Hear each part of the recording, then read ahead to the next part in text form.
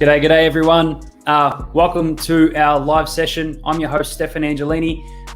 We're representing today the ASX Stock Tips Facebook group, but also the Investor Types podcast. I'm your host, Stefan Angelini from Angel Advisory. We're talking about ETFs or exchange traded funds, so investing into markets or specific markets. ETFs have been so popular over the last few years, and it'd be really good to get some good insights with BetaShares, who are one of Australia's largest ETF providers.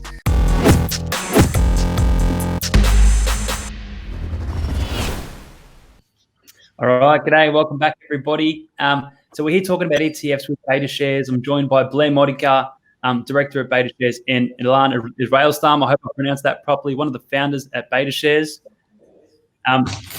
G'day guys, thanks for joining us today. Really appreciate you being on. Ilan, you're joining us from Sydney.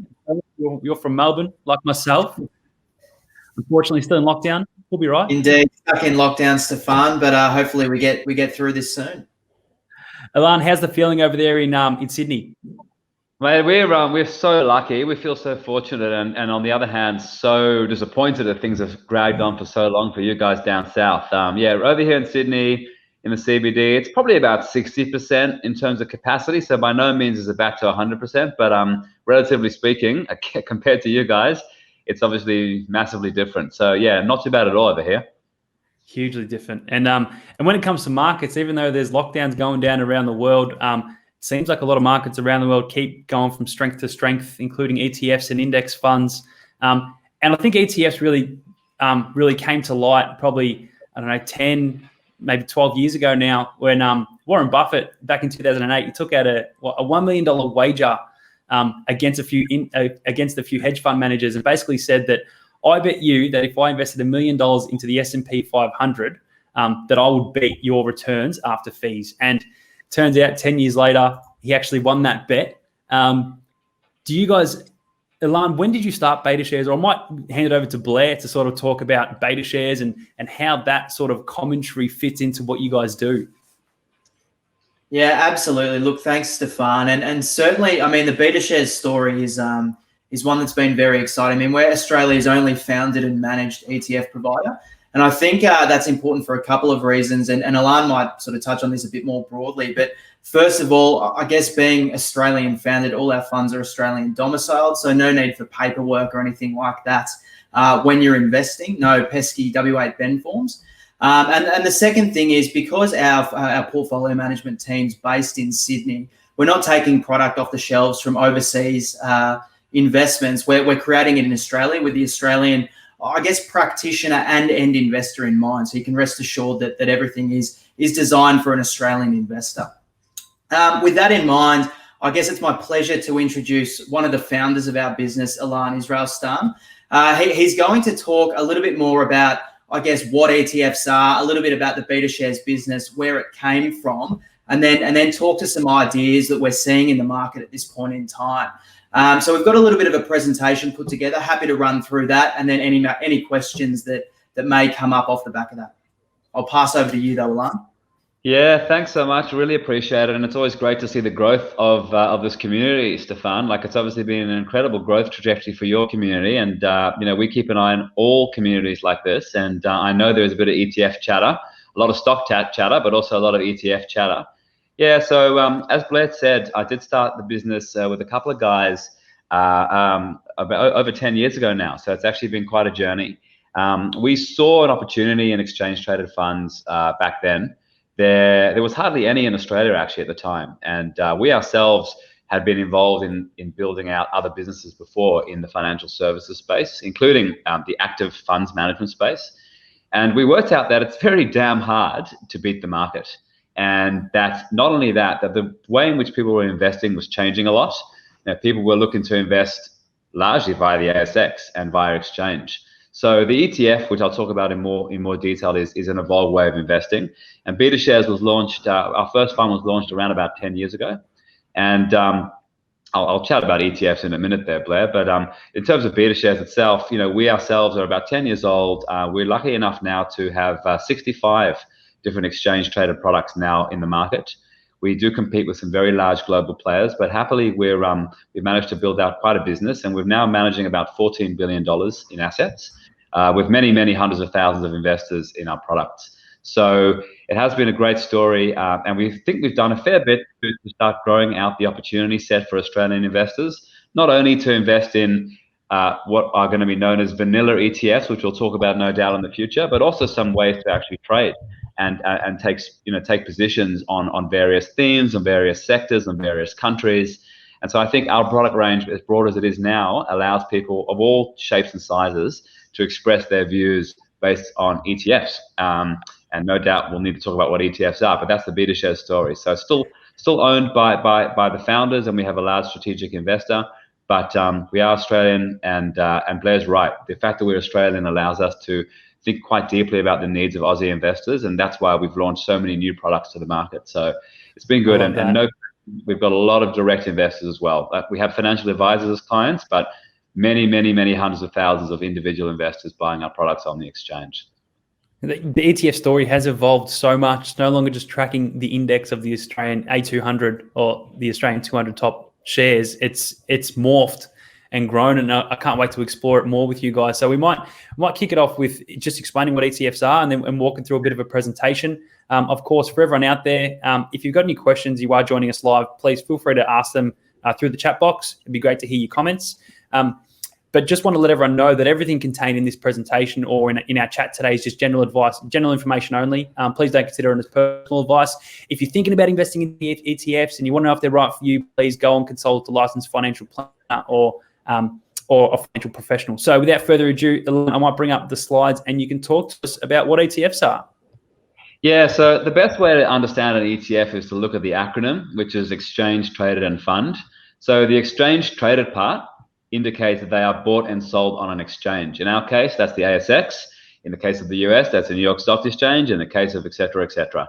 So exchange traded means they're bought and sold like shares. Now, why is that good? Well, your entire community buys shares, so they know why that's good, right? It's because it's easy. There's no minimum investment. You can buy and sell anytime during the trading day. No paperwork to fill out, and it really is just an easier way to invest. You know, you do it there and then on your screen, or via a financial advisor, and you get invested. As compared to non-exchange traded funds or traditional managed funds, where you have to fill out a paperwork or use a financial advisor to get access to it. So that's the exchange traded component. The fund component is essentially saying that it is a managed fund. So the benefit of a managed fund is that it typically would have more than one thing in it. So it would be diversified. It would basically have a collection of different securities, whether those securities are shares or bonds or even gold. And so that the benefit of that fund structure is that, first of all, it's a regulated fund. So the actual investment itself is protected by the fund structure, which means that the assets are held separately to the asset manager. But also it's diversified. So with one trade, you get access to a lot of things, and we'll talk about what those are. So that's what an exchange traded fund is. And the benefits on the slide you can see there is the following. But perhaps the way to really describe it most simply of all is to give an example. So I'm going to use the example of A200, our Australia 200 ETF, which you mentioned, Stefan. So it's actually the lowest cost exposure to the Australian share market. So in the past, prior to the advent of ETFs, if somebody was looking to invest in the Australian share market and didn't have a big view on which particular stock to buy, they would have to buy a whole lot of shares or take a view on whether to buy CSL or BHP or CBA. With the ETF, we're essentially giving you exposure to the largest 200 stocks on the Australian Stock Exchange. What that means is you basically don't have to make that decision. And for a very low cost, and I'll tell you how low the cost is, it's 7 basis points, which is 0.07% a year, which is the equivalent of $7 a year for every $10,000 invested, or 70 cents for every $1,000 invested. So very, very low cost. You get access to the whole market, and you buy the market as simply as buying a share. So that's the way in which most people get to understand what an ETF is, an index investment. Obviously, that's gone a long way beyond just the ASX 200 now. We'll talk about secular themes. We'll speak about the way to get exposure to regions and countries, but that's the basic. And because of the structure and what I've said there, there's a few things that come with buying ETFs. Number one, and probably most importantly for many, it's very low cost. Because we don't have to pick a stock picker, we don't have to give a salary to a high profile stock picker like a Hamish Douglas or Kerr Nielsen. The costs that can be passed on to the investors, and they're usually much, much lower, more than half than the managed fund industry. They're transparent. we tell people exactly what's in our fund every single day. You can go onto our website and see the entire constituent list, as it's called, or the entire portfolio. We've spoken about ease of access. We've spoken about liquidity because they're like shares, and we've spoken about diversification. And the other one there is tax efficiency. Because we're not doing a lot of buying and selling in the fund, it's actually at the end of the tax year, you don't typically see anything that's untoward or strange. You usually have just a pretty simple, simple tax document there. So those are exchange traded funds. Now, there's $7 trillion in exchange traded funds around the world. You'd probably say they would be the fastest growing investment product in the world of our generation, the generation before. So it's been an incredibly fast rise. In the US, 1 out of every 2 investors has got an ETF. Here, it's more like 1 in 20. So we think that's going to change a lot. And Blair, if you just want to jump to the next slide, I'll just show you the Australian story. So this is the Australian ETF industry and its growth. So it's now sitting at just over $70 billion in assets. When we started the business back in 2010, you can see there was less than 5 billion. So the industry is growing at around 45% a year. And you can really see the growth, particularly in the last 3 years on that chart. It's a small chart, but you can see the growth that's really picked up in a meaningful way. You've almost got like a vertical line there of growth in the industry over the last 3 years. And I can tell you that the COVID scenario certainly added to that growth story. So it's been a very fast. Crazy. Is it because you got so many different funds getting added, or is it just the exposure of the relevance of index fund investing in a portfolio, do you think has just grown amongst many more investors, especially in Australia? I think that the ETF industry around the world has shown this sort of chart. You can look at the ETF industry in any country and the chart will look like this. It's because, quite honestly, Stefan, it's a better way to invest.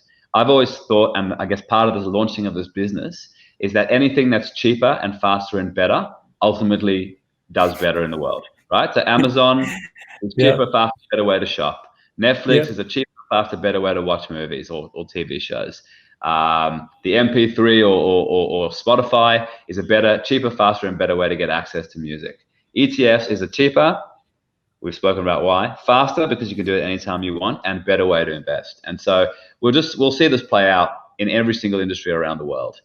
There has been more products launched, in answer to your question, but that's by no means the reason behind this growth. It's just really because of more investors and more advisors using these products.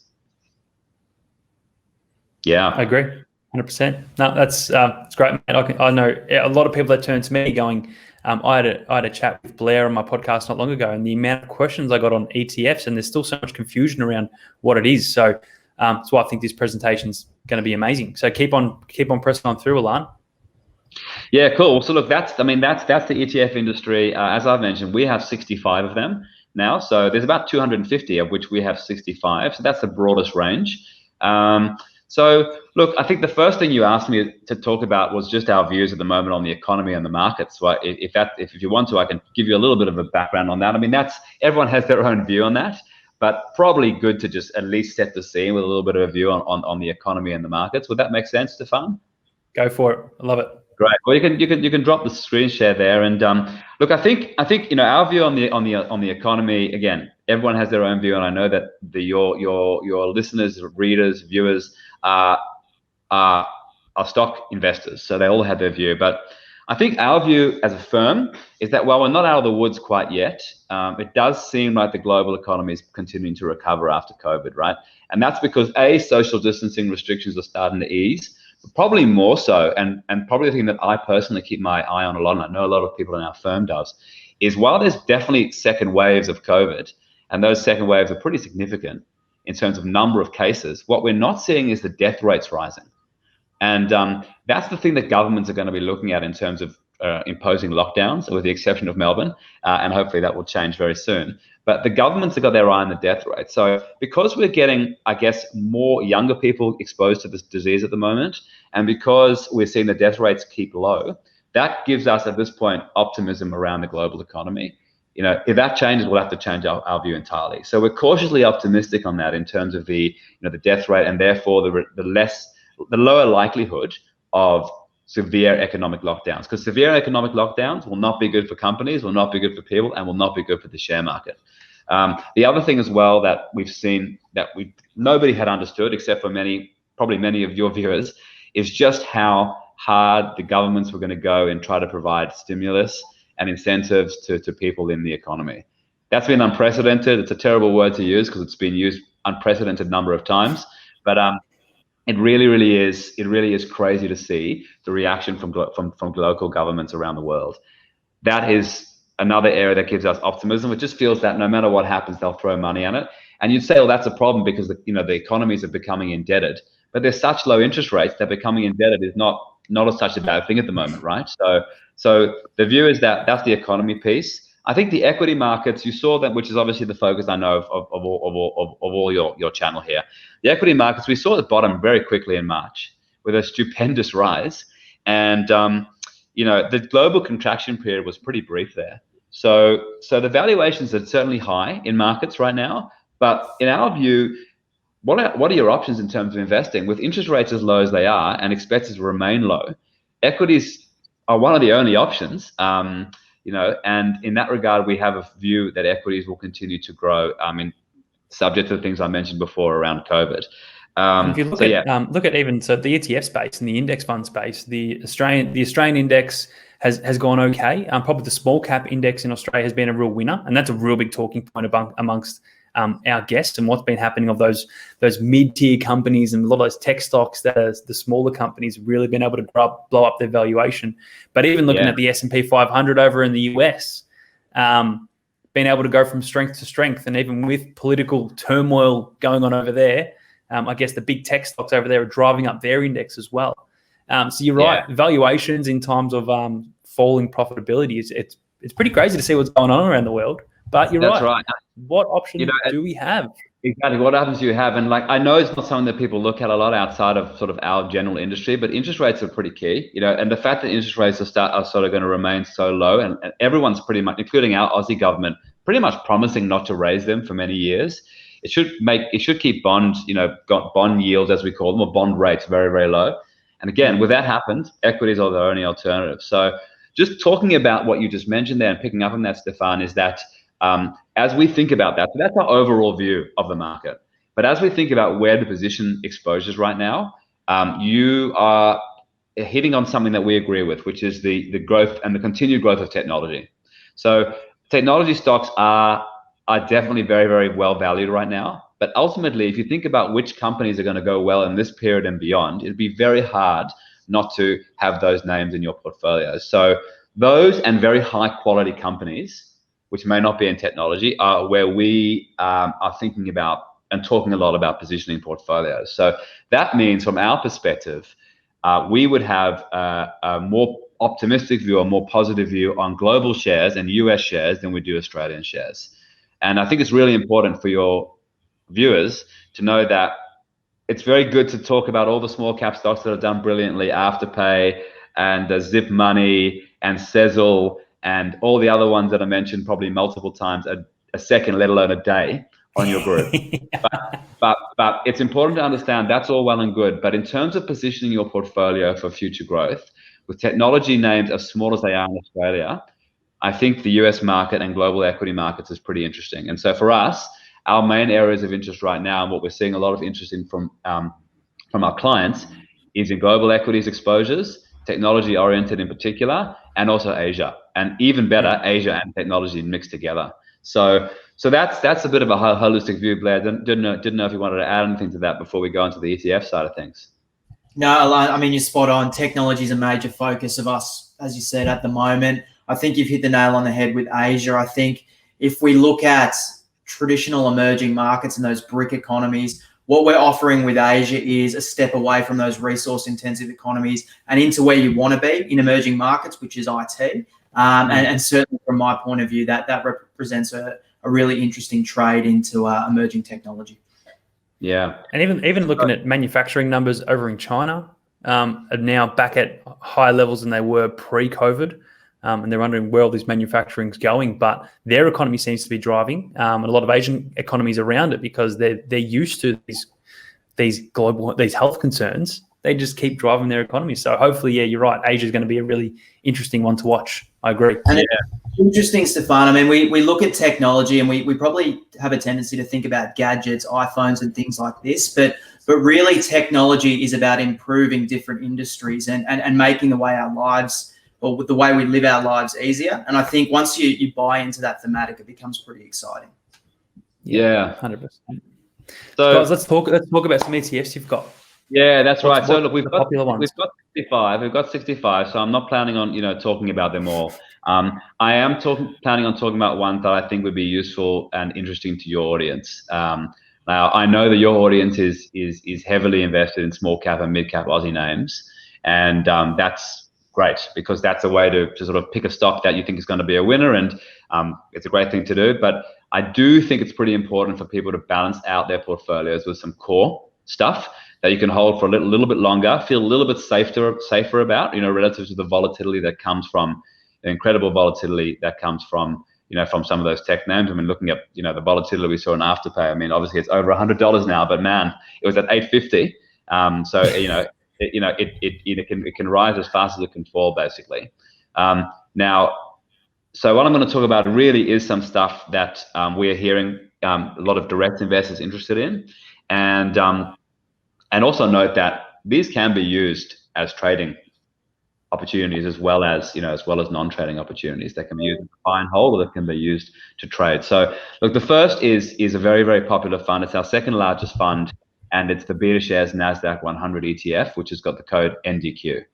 That's just a real life picture of NASDAQ congratulating the fund from getting to $1 billion in assets. It's about $1.2 billion in size now. By number of investors, definitely by the most popular in our range by a long, long way. It says what it is. It invests in the largest 100 stocks on the NASDAQ stock exchange. And as you know, those are Apple, Amazon, Microsoft, Facebook, Tesla, Netflix, and more. So a way to get exposure to those tech giants that are, to be honest, pretty annoying to access here in Australia in a single trade. As Blair has mentioned, it's Aussie domiciled fund, which means you don't have to worry about any tax forms or anything like that. You buy the fund and you get access to the NASDAQ. And that has been, a phenomenal investment for anyone who's been in that for the long term. So the next page just shows the, just shows that return, right? So this particular slide here shows you the NASDAQ 100 for many, many years, 12 years, versus the two benchmark indices, one, the ASX 200, which is Australian Shares Index, and the other, which is the All Worlds, essentially like a global share market index.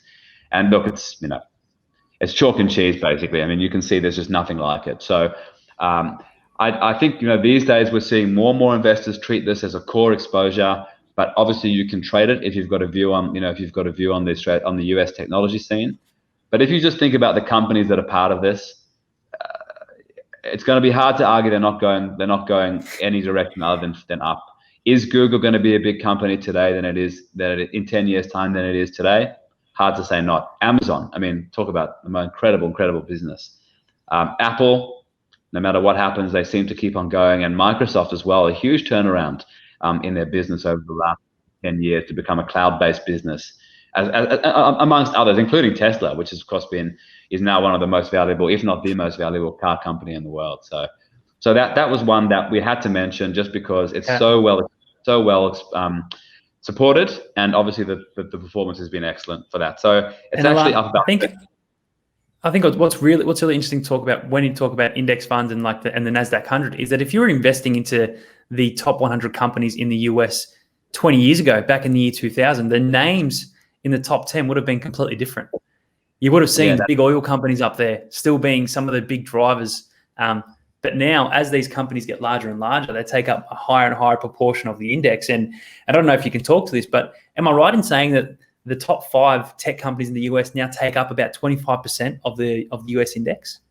I think you got it. I think that's right. Yeah. So this fund's up 30% year to date to the end, to basically from January through to today. It's up 30% a year. It's about 40% off its lows in March. And it's got some names that are high quality businesses with real earnings and sort of real, I mean, obviously, basically investing how you live, because all of us would have used today at least 4 to 5, maybe 3 to 4 names on that screen right now. I'm pretty confident that anyone watching this has used Google. By definition, we're using Facebook. There's a good chance Apple's been used by at least 60% of the people listening, and they may well have. They're very We're going live to likely LinkedIn. We're going live to LinkedIn. Microsoft on LinkedIn. Yeah.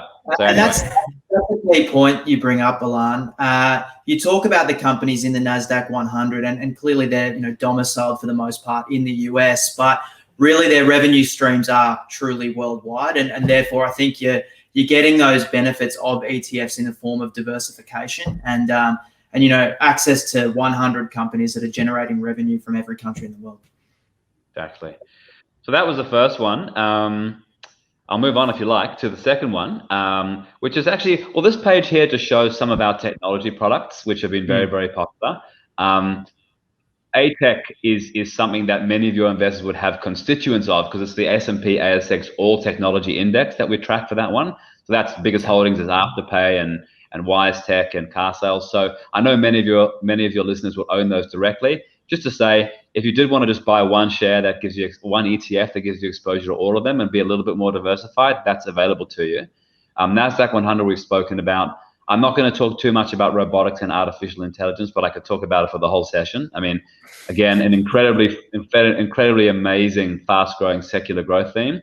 The theme of robotics and artificial intelligence. But what I will talk about is the Asia Fund and the Global Cybersecurity Fund. I think with our technology sector series, which has been incredibly well supported since the launch of them and this year, what we try to do there is either give you that sort of broad core exposures like NASDAQ 100 or the Australian technology, or allow people to invest in areas that are otherwise difficult to invest in and provide you access to what we call a secular growth theme. And a secular growth theme is a theme that is underpinned by fundamentals. It's not a flash in the pan. It's something that has structural underpinnings. And so robotics and artificial is one of them. I mean, artificial intelligence robotics will continue to rise by definition as the cost of labor continues to be squeezed, et cetera, et cetera. So I won't talk about that in any detail. What I'm going to talk about is the Asia technology targets and cybersecurity. So I'll start with the Asia technology targets, Blair, if you just want to jump to the next page there. So the ASX ticker for that is Asia, which is an easy one to remember. And it gives you exposure to the 50 largest Asian technology companies, excluding Japan.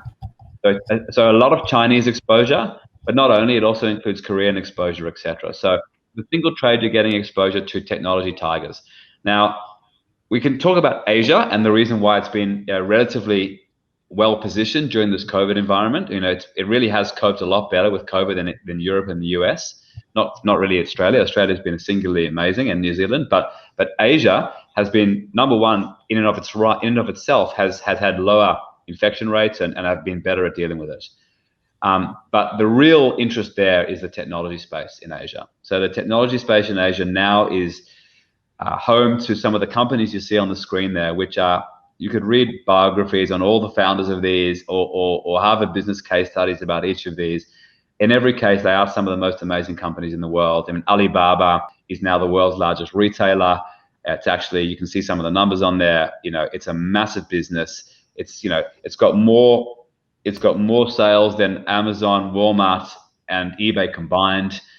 It basically controls retail in Asia. Tencent, incredibly interested internet company, internet-related business, owning amongst other things a number of huge gaming businesses, including a stake in Epic Games, which owns Fortnite, which again many of your listeners will be familiar with, but also amazingly popular sort of infrastructure such as WeChat, which is used as WhatsApp is used in Australia by virtually everybody. We pay, you can pay through that thing, QQ.com. So it's an amazing social media business in China. You can see some of the numbers, those ridiculous numbers, 45 billion messages sent a day via WeChat. These numbers are stupendous. Baidu, shorthand, the Google of China. JD.com, shorthand, the Amazon of China. So these kind of companies you get exposure to, they've all had incredible runs. In fact, the Asia ETF is the best performing ETF on the ASX this entire year so far. So it's up here, let me see here, 45%. It's up 45% for the year. Hold on, Ilan, so you told me before that the NASDAQ returned 30% since January. but the Asia fund has returned 45% since January. That's right. It's crazy numbers. Yeah, it's just been an incredible rise of growth. It's got about $330 million in assets in that fund, and we just think that it's very well positioned for future growth. I mean, Blair knows this fund well. You may have some other comments to make on it. No, I think you've hit the nail on the head again, Ilan. Very exciting fund, really good opportunity where I mean, traditionally it's been difficult to access Asian equities, and I think this fund gives you a really well diversified portfolio into not just China, but South Korea, Taiwan, a little bit of India, a little bit of Thailand as well. Yeah. So does a company like a Samsung fall into this? Yeah. Or is, yeah. Thought so. Okay. Yeah, Samsung's in there, and there's a huge semiconductor, by far the largest semiconductor company in the world, which is called Taiwan Semiconductor, TMSC. It's by far the largest semiconductor company in the world. And again, like if those of you understand semiconductors, it's powering a lot of the global economy now. So yeah, the next page is just the performance, long-term performance of that fund. Oh no, it's not. It's actually talking about the just the reason behind investing in this fund, which, if it isn't evident, it's just essentially a play on the growth of technology in Asia. So this particular slide is just showing how internet users have grown in China versus the USA, and it's truly a ridiculous growth there. And but I think the next page is the performance. The performance of that particular index that we track against the world. It's a bit of a chalk and cheese sort of chart, that one. So that one's got a lot of interest from a lot of people. And then I was going to talk about cybersecurity. I was going to talk about cybersecurity because I think, to me, and this is a personal view, I believe it's probably the biggest secular growth theme of all in technology. I kind of view it as the foundations of a house, or the plumbing of a house, and where the house is a technology business or company, and cybersecurity is more and more becoming the foundation, where you might have to occasionally, go spend a bit more on those foundations, but ultimately you need them there to build the house. And I think cybersecurity now is not only just the thing that companies need to sort of pay passing attention to, they need to pay massive attention to it. And so the question you have to ask yourself when thinking about this fund is the cybersecurity, are the companies in cybersecurity going to grow between now and whenever your investment horizon is? Is cybersecurity going to be a growing industry? And I think many would say that it is. And again, very hard to get exposure to the cybersecurity companies that we access here. So this one is called Hack. It gives you exposure to the largest global cybersecurity companies. They are, in most cases, pure play cybersecurity companies who essentially derive virtually all of their revenue from selling cybersecurity products, which is forecast to be a $1 trillion industry over the coming years. So the next page, that just shows you sort of how things made up. But the next page talks about the reason for it. It's just because data is just becoming more and more prevalent in our world. So in every minute in the internet, the page before will show you what happens, and it's just basically just a whole lot of things happen. Trillions and trillions of people send, billions of people send messages. You can see this is so-called every minute of the internet, 2020. Just some ridiculous figures there. What happens in a minute, right? So you can look at it yourself there. But just in every case, Zoom, Amazon, Facebook, Tinder, all this sort of things is using data that people want to protect. They don't want, you don't want to have your data compromised. And as COVID has come about, it's become even more data intensive. And if you believe that data is going to continue to grow in the way that it does on this page, then that needs to be protected by cybersecurity companies. And so the companies that are in there, which on the next page, are 40 or so of the largest cybersecurity companies in the world. And these are some of them. So names that your listeners may know: Cisco and Symantec, and that's possibly a bit more straightforward. But very likely they wouldn't know FireEye, CyberArk, NXP, Juniper. These are companies that are usually off the radar of many investors, but still are leading the charge in terms of cybersecurity. So another exciting fund that is up about 22% this year. And in our view, sort of a very obvious theme. Over to Blair for any further comments on Hack. Yeah, look, I think if we break down that secular trend you talk about, Ilan, I think it's very easy to focus on the financial risk of being hacked. But I see it playing out in three different ways, really. You've got the individual, so identity theft, things like that you need to protect yourself from. Obviously, businesses where, yes, financial risk happens, IP can be stolen. And then government, where health data can be stolen. Again, financial data can be stolen. So you can see pretty quickly, it's a pretty impressive way to be able to plug into a really strong growth thematic that all facets of society are going to need to use going forward. So I think as well, to speak to the breakdown of the fund, obviously it's heavily invested in North America, but you do get some exposure to more nascent and emerging technology hubs, so to speak, in Israel and France, with some of the companies listed there. Yeah, so that's been a good one. And I suppose the final one, I didn't want to only talk about things that have done well this year. I wanted to talk about things that have been smashed to pieces this year, because I know that a lot of your investors are looking to buy value. And so it doesn't get talked about a lot, but we have seen significant interest in a number of our sector ETFs, which are, those funds I just mentioned before are more like thematic ETFs. This is now an actual sector of the economy, which in this case is the global energy companies sector. So this fund, I've spoken about how well Asia has done. It's up 45% for the year. I'll tell you with a straight face that fuel is down 43% for the year. But I did want to talk about a fund that people might look to for playing a recovery. And given the way in which these companies that are part of this particular index, and I'll just describe the index, it's called Fuel. As it sounds, it is the largest global energy companies. There's about 40 of them in this index. The largest global energy companies. Big names that people would know: Chevron, Royal Dutch Shell, Total, Exxon, that are have been smashed as energy usage and oil usage has come down over time due to COVID. But if there's a view out there that there might be a recovery on the horizon, these will be a very leveraged way to get exposure to that recovery, because at the end of the day, they're strong companies with huge economic moats around them, in many cases leading their various marketplaces. So I did want to put one out there that doesn't have a beautiful chart. I actually haven't shown the chart because it's too embarrassing. It just goes. But again, I know that your investors on this group may be interested in relative value. And what are you doing when you're buying this fund? You're taking a view on the recovery. You're also taking a view on some companies that are not loved because of the ESG growth. And we talk a lot about ESG. We've got one of the biggest ESG ranges in the country of close to $2 billion invested in ESG funds, which we're very, very proud of. But as a result of all that move, these companies are unloved and unwatched. And I think for many people who are taking a contrarian view, that could potentially be something pretty interesting for them to have a look at.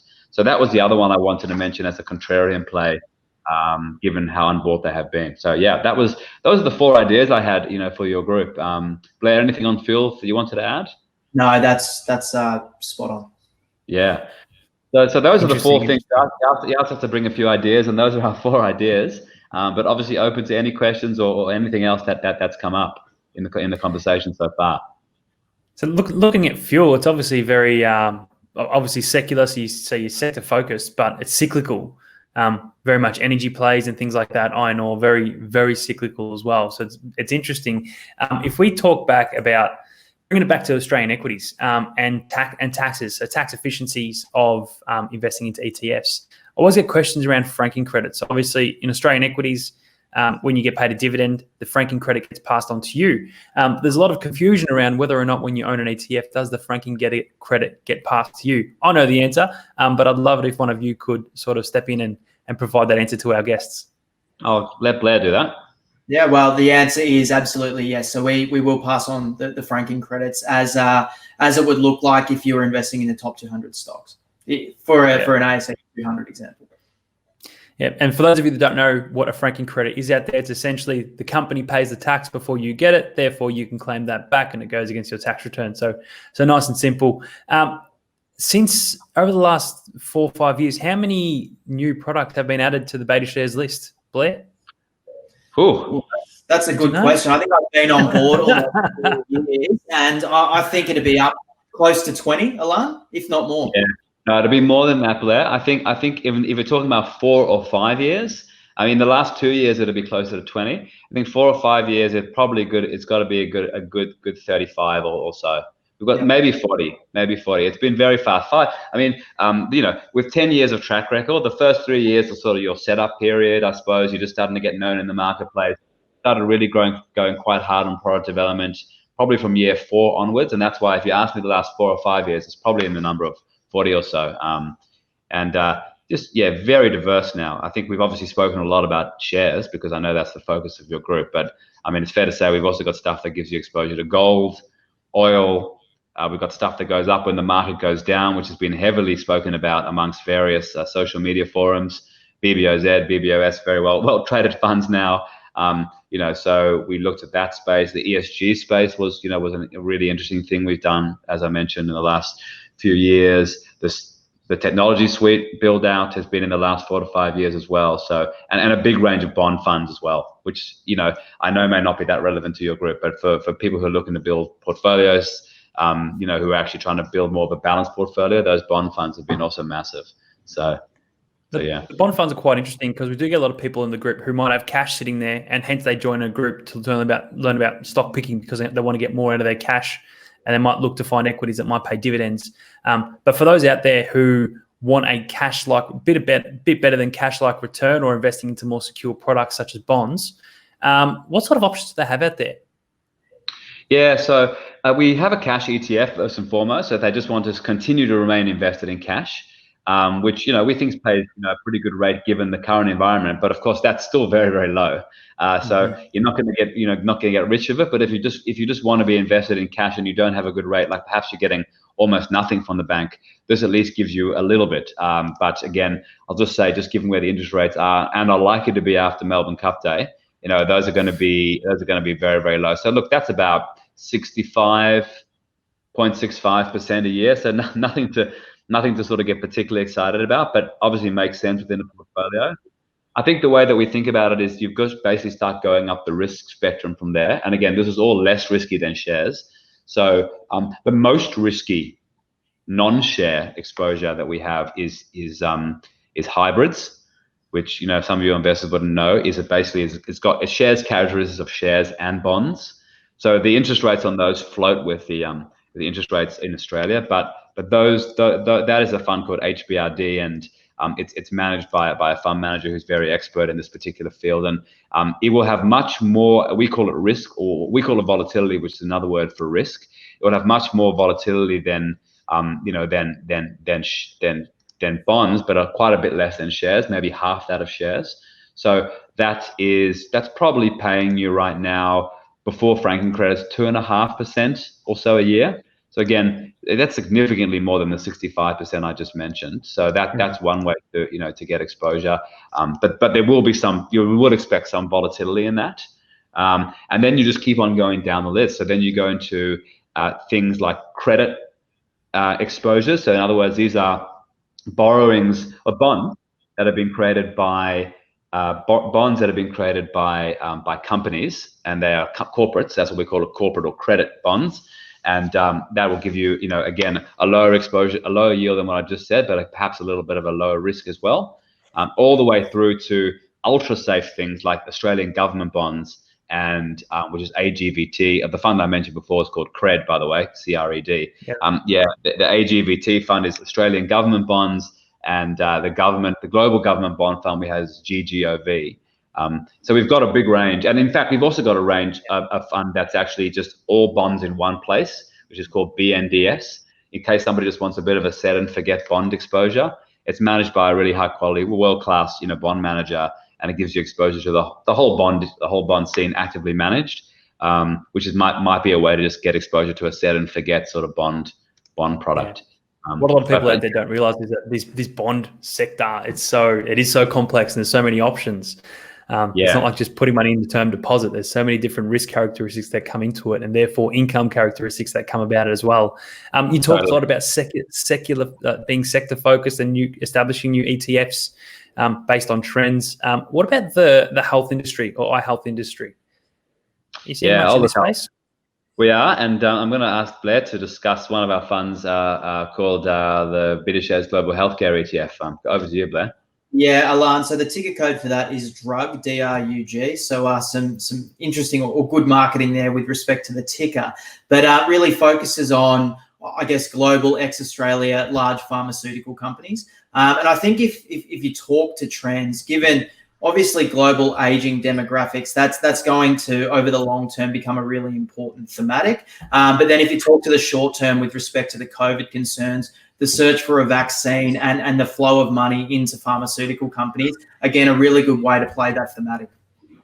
Yeah, I mean, I think it's actually a good one, and I had it on my mind to talk about it, but I didn't know what sort of time restrictions we'd have. I think, again, you as an investor can go, and if you believe that one of the large global healthcare companies is ultimately going to sort of work out how to do a vaccine on COVID, you're going to have a pretty hard time working out which one it is, right? We're talking about Johnson and Johnson. Is it going to be Glaxo? Is it going to be Roche? Is it going to be Novartis? Is it going to be Pfizer? Is it going to be Merck? So again, I think if you believe that, I mean, apart from the fact that healthcare is a definite secular growth, aging population, more people spending money on healthcare, if you want to have a view on a vaccine piece, good luck trying to work out which one it is. I mean, nobody knows. And so there, again, you buy the drug ETF and you get exposure to, hopefully one of those big names will be the one to nail it. And then you'll sort of benefit from the upside there. Beautiful. So probably one last question before we let you go. I get a lot of people come to me and working out how to use debt to invest. So typically, if you look at Australians that buy property, they go to a bank, they ask a bank for money, and they use a little bit of their own cash, where they might put in 20% of their own cash and borrow 80% from the bank. And therefore, they ride the growth of that property up and they benefit from the growth. In terms of when it comes to investing into stocks, you can do the same things, but people might not have access to that cheap debt from a bank, and you don't want to go and borrow money at 12% as a personal loan.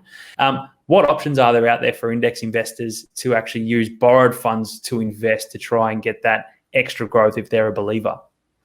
Yeah, I'm personally passionate about this for young investors. I think that too many people think that the only way to make money in Australia is via property. And if you think about why property investors in Australia have done so well, number one, the asset class has done pretty well. But equally, if not more importantly, is the fact that they are forced essentially to gear at 80% and to regularly repay or service that debt. If you essentially use that approach to any asset class that's a growth asset class, you will do it just about as well. So gearing makes a huge amount of sense as long as you understand it and are sort of happy to take the risk that comes from it, and there is significant risk. Gearing, in our view, makes a lot of sense for a young investor. And recognizing that, we have launched some time ago now internally geared funds, the most popular of which is called GEAR, G-E-A-R. And we've got one over the US market called GGUS. Now, that essentially is internally geared, so you don't have to go to the bank and get any money to borrow. We've done that for you. But better than that, we've done that at the lowest possible rate available to anybody. So we don't disclose the rates every day, but our annual report last year would have shown a gearing rate of sort of circa 80 basis points or 0.8%. For some of the stuff we're talking about, virtually free gearing that's done on your behalf by BetaShares, and it basically gives you exposure to an index of the ASX 200. Geared between 2 to 2.75% of the time. I will say again, these will be very volatile instruments. You do need to be able to ride the ups and the downs. You need to be comfortable with debt, or at least with magnified returns or leverage. But with time on your side and with regular reinvestment into something that's geared, number one, you do benefit from the benefits of gearing. You benefit from the extraordinarily low rate that we've managed to negotiate on your behalf. And because you've essentially got more than 2 times exposure, you get essentially double the franking credits and also double the dividends, although of course those dividends will be reduced by the fees we charge. But it is a pretty supercharged way. Again, I'll repeat, for somebody with a long time horizon, it's a pretty supercharged way to consider getting exposure to the market. So, definitely. on a franking credit basis at the moment, that fund would be paying around about a 10% yield. and on a non-frank basis, it will be paying around about a 7% yield, which, you know, for long-term investors shouldn't matter, but they should be considering just sweeping that back in via a distribution reinvestment plan, this equivalent of a DRP for share investors. And I don't know. I think it's a very interesting way to go, as long as you're willing to take very, very big drawdowns, and it can really get, you know, during COVID, it had a real hit. It had a real hit, but lo and behold, that's it. Over time, yeah, debt is risky, 100%. And I guess if anyone is going to use debt to invest, don't have a short time frame in mind. Be there for the long term, and make sure you ride out those waves. So Blair and Ilan, look, thank you so much for that. I'm going to probably end it there.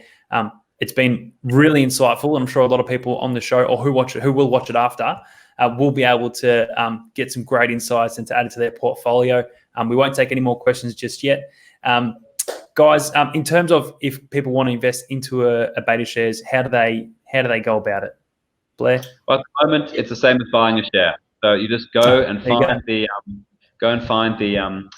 ticker, drug, hack, gear, whatever we've spoken about, Asia, and buy it like a share. And I know that given that you are ASX stocks tips, you guys know how to do that. So yeah.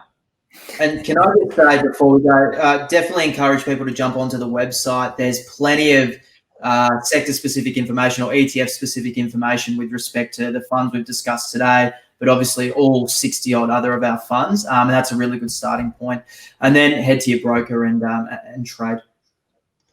Beautiful. Blair, Ilan, thanks so much. Just quickly before we do sign off, guys. So we're brought to you today by McDonald Legal. Daniel McDonald, who's normally here, well-rounded legal practice based in Melbourne, anything general law, family law, but also setting up self-managed super funds. And of course, Angel Advisory, which is my business. We essentially help people set up well-rounded investment portfolios, whether it's their superannuation or their personal funds. So if you ever get over of trying to trade and you can't take the hair loss and the stress that comes about it, we try to set up a very tailored investment portfolio. And glad to know that BetaShares have been good assistance for our clients in the past. So guys, thank you so much for your time again. I really appreciate it. For everyone that listened out there, thanks so much. To the ASX Stock Tips group, hopefully we get plenty more rockets in the future. All right, guys, I'll end it there. Thanks a lot.